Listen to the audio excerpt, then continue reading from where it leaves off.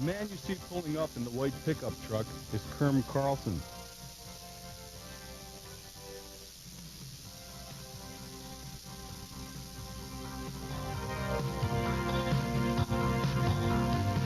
For almost 2 decades, almost as long as Camosun College has been in existence, he's been coming to the Young Building at the Lansdowne campus to teach the students of the Applied Communication Program, better known as ACP. Kerm had just finished a master's degree at the University of Wyoming when he took on the job of creating a media generalist program at Camosun College. Kerm and his family came to Victoria in the summer of 1972. What he found at the college was very little of the equipment and facilities he needed to run the program. So he started designing, building, and scrounging the equipment and the curriculum that has become the Applied Communication Program, a hands-on media program with 3 main divisions. Print, with the production of Camosun magazine.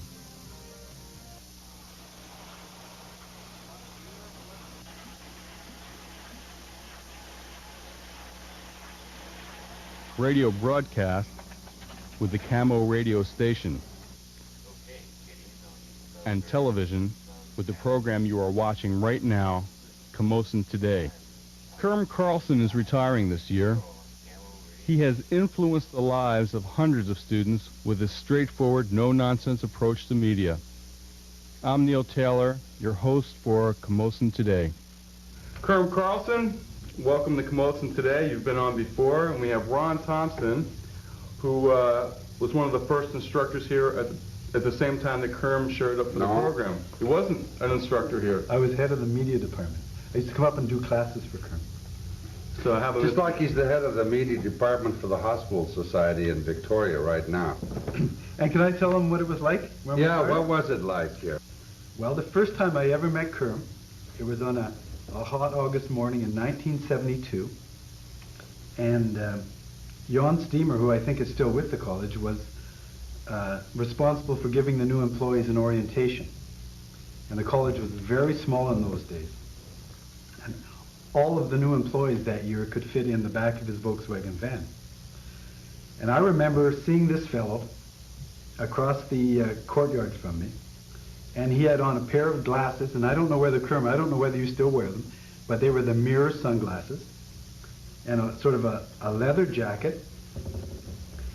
And I think, when I looked at him, I thought he looked like sort of a middle-aged James Dean, right? That's what he looked like.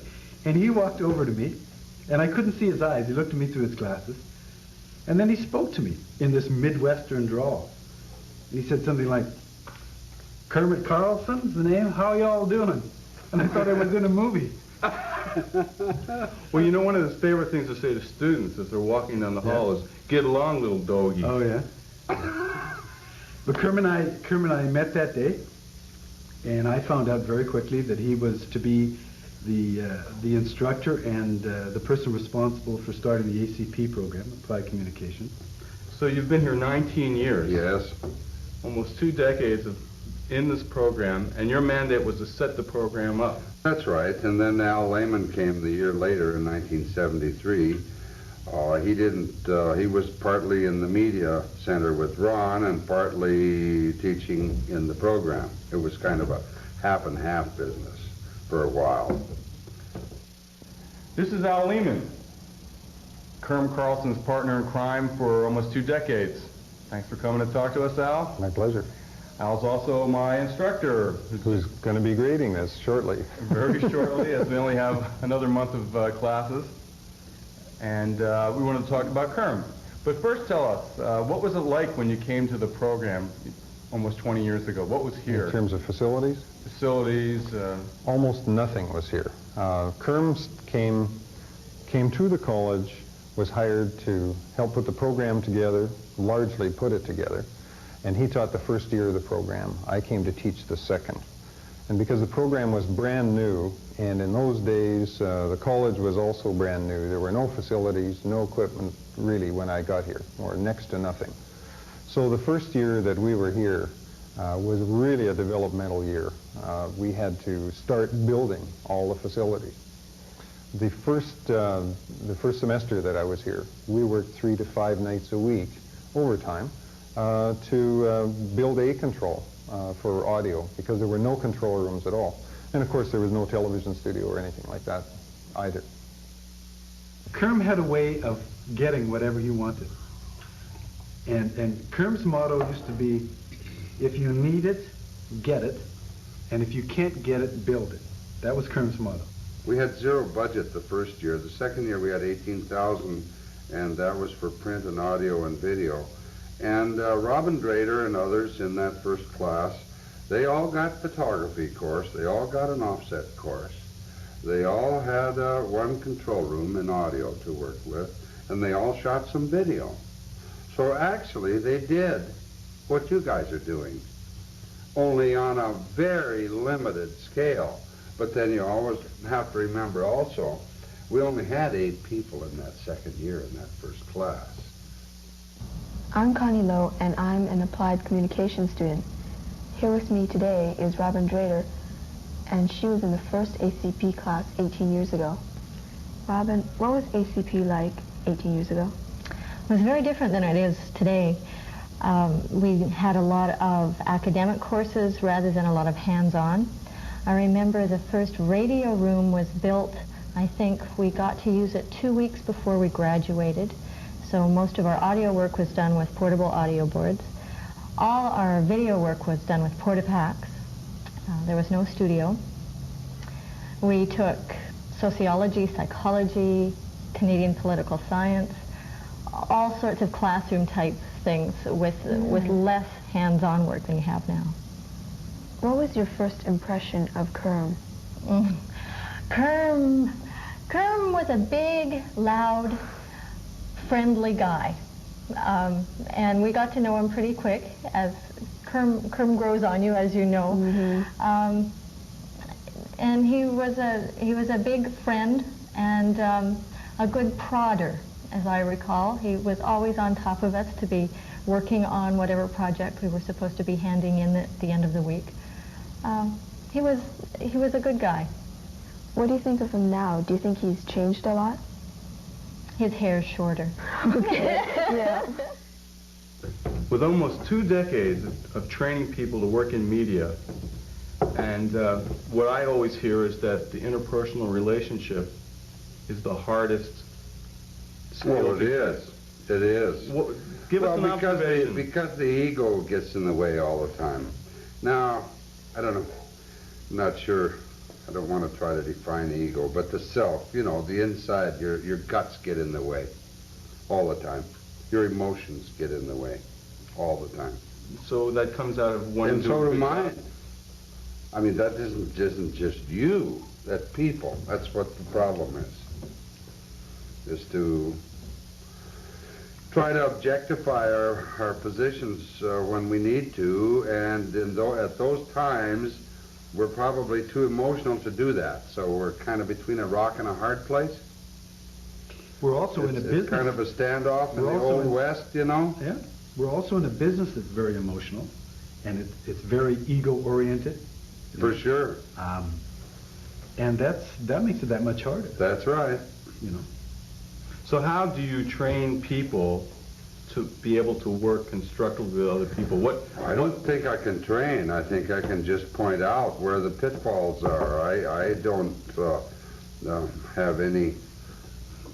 I don't think it's possible for me to control your emotions. I think you're the only one who can do that. And you're going to have to decide whether you're going to or not. A big push. But it isn't just you. It takes 2 to tango, you know. I really like Kerm's classes because they're everyday things that help you relate to people. He really deals with person-to-person relationships, and I learned a lot about dealing with people through that. And also they're fun. I mean, he makes people laugh in his classes as he teaches them, which is nice. The only way to find out who you are is bounce you off of somebody else and read the feedback.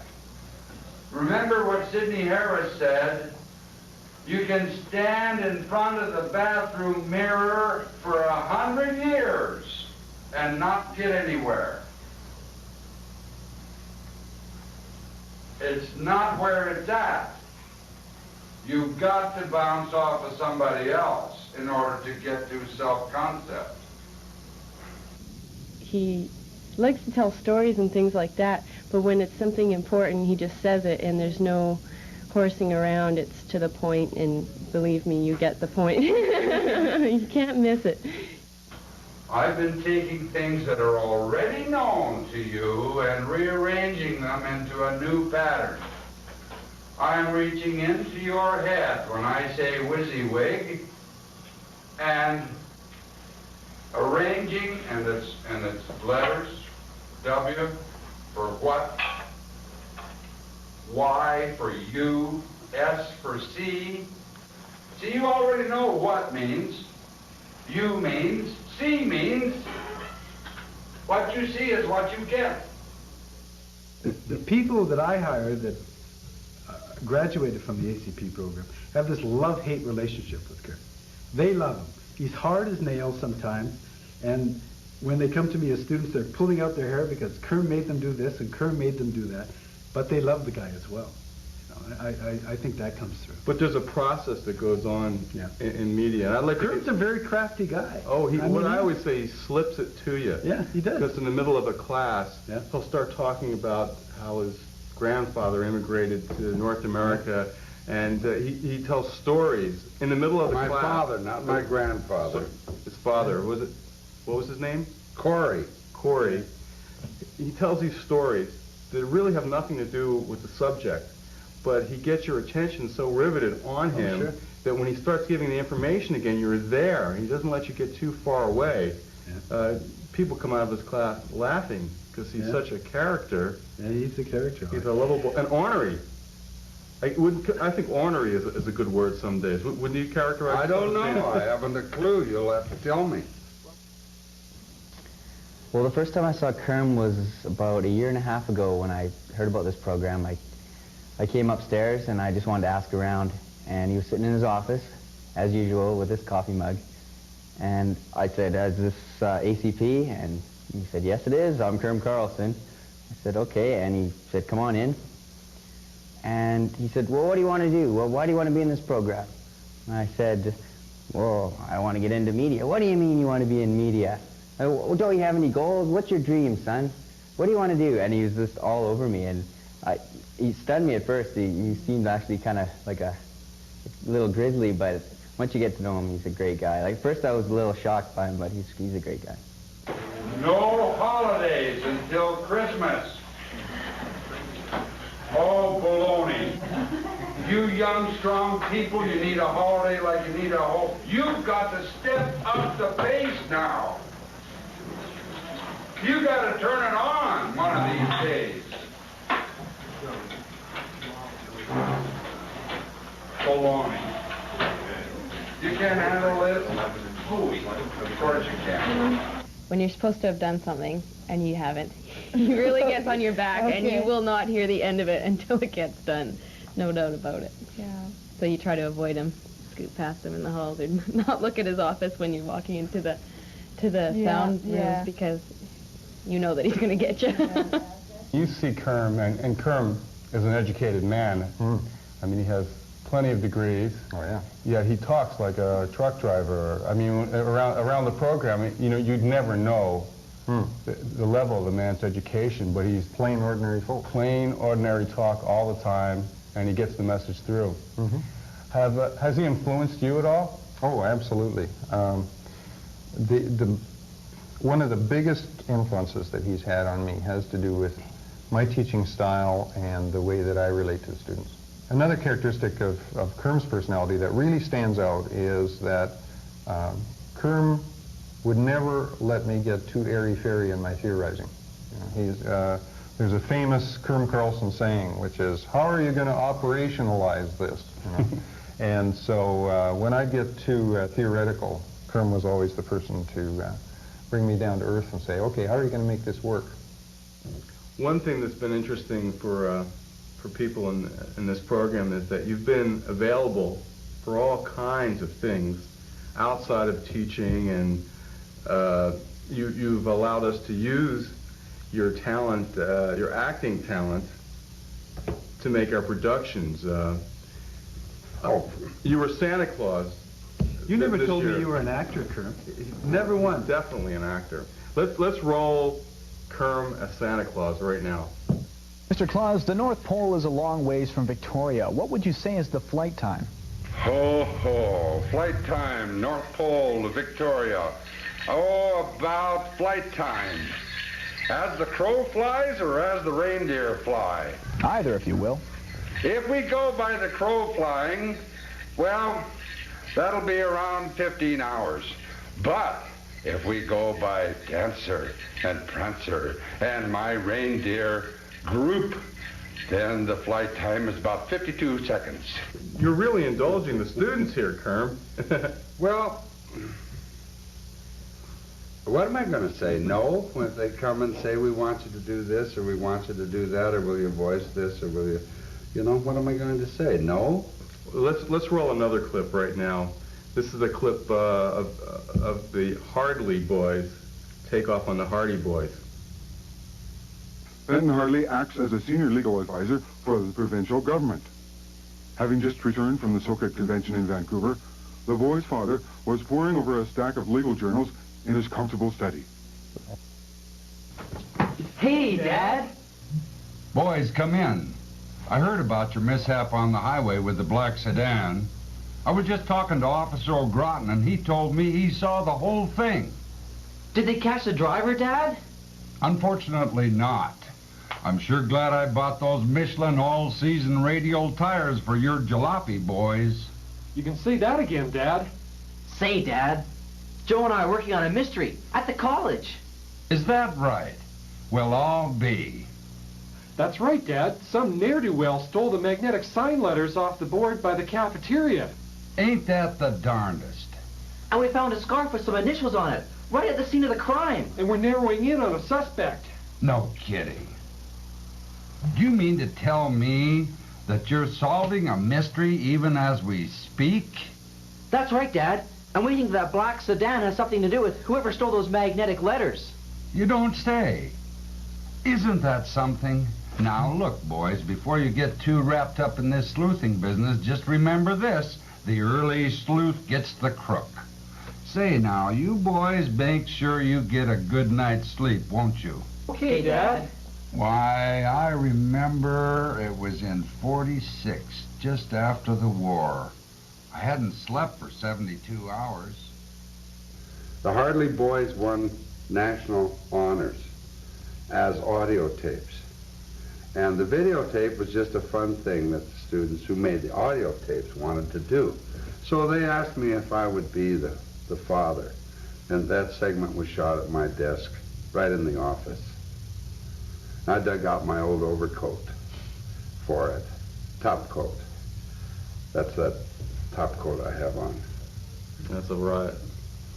He's got a lot of enthusiasm for what he teaches. He believes in what he's teaching you. It's important to him. It's important to him that you understand it and that, you know, you can disagree with him, but he just puts so much of himself into his lectures that they're always interesting. Success may depend more on how you view yourself than what you can do. He's really entertaining. He's got this energy, and got a sense of humor, and he just really cares about how you're doing. Yeah, he wants you to succeed, and you could see it in him. He just wants you to succeed, and he'll be there for you all the time.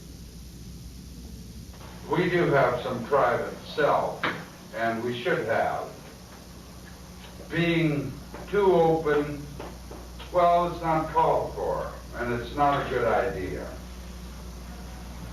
But being open about things that are important to be open about, including how you feel, is a good idea. You don't have to feel intimidated. He's got this big wealth of knowledge and experience, but you don't feel intimidated by him. But there's just so much that he knows. and yet you can sit down and talk on a very basic level with him, and the things that he doesn't know about and he's genuinely curious about, and he feels that you have more knowledge to offer him. So he's always willing to take some of the stuff that you know to talk to him about. And he never put, it's just that he's right on that one-to-one level. He doesn't feel he's better than you in any way. He feels we're all here learning together. If people don't disclose about it, about how you feel, and this is disclosing yourself to others, and it's risky, and that's why we don't like to do it. Once we learn, if we can learn to do that with each other, we can move mountains. You can do anything you want. No kidding. You want to win a national award? Learn to do that with each other. Do you want to be competitive in the marketplace? Learn to do that with each other. We'll get back to it next Wednesday. When did you become a Canadian? Oh, I don't know. Years and years and years ago. Did you have any political reason for wanting to become a Canadian? No, I don't care about borders much. I'm not much for borders. I never felt that borders have really done much for people. I think, as a matter of fact, it's done more harm than good. Kerm, what are you going to do when you retire? You're here all the time. A lot of people are worried about that. But you know, I've done this. That is, stopped and started 3 other times. So it's not new. Remember, I'm over 65 years old. I stopped and started a number of times. If it was the first time, and with all this involvement that I've been in here, and there has been a lot, there's no doubt about it. And it was the first time that I stopped something like this. But it isn't. It's the 4th time. So. It's your 4th career? Oh, yeah. Yeah. What am I going to do? Well, the list of all the things that have been left undone. Now, would you believe I have painting to do at the house? Would you believe I have a canoe that I designed that's half done, a sailing canoe? Would you believe that I have furniture that's partly refinished and that's sitting and it's partly refinished for the past 12 or 14 years? You've done a lot of woodwork around. Yeah, it's a hobby. It's a hobby. That's why I've done a lot here, because it's always been a hobby. What other hobbies do you have besides woodworking? Oh, I can't remember. I'm going to have to get back to that list to find out. If there was one word you were going to use to describe Kerm, what would that be? The word would have to be genuine, because he is who he is, and there's nothing phony about Kerm. And when he's in a bad mood, he's in a bad mood. And when he's in a good mood, you know it. And when he's happy, you know it. And he's always who he is. There's no pretense. It's been a blast. It's been great. There's no doubt about it. It's the greatest. Out of the 43 years that I've been at work, I've been off 3 weeks without a job. I'm 43 years. And this is the greatest 19 years, greatest time I've ever had at work. I'd like you to say something to Kerm. Okay? Kerm, I'm going to miss you. Working as closely as we've worked together for almost 20 years now has been almost like being married to somebody, and it's going to be really tough without you for a while. Ron, there was something you were dying to show us. Let's see it. I said at the beginning of the program that the first day I met Kerm, he had on these mirrored sunglasses. I remember them distinctly. And I think for the first 2 or 3 years that Kerm and I worked together, I never got to see his eyes because he always had these sunglasses on. So I thought that it's appropriate, since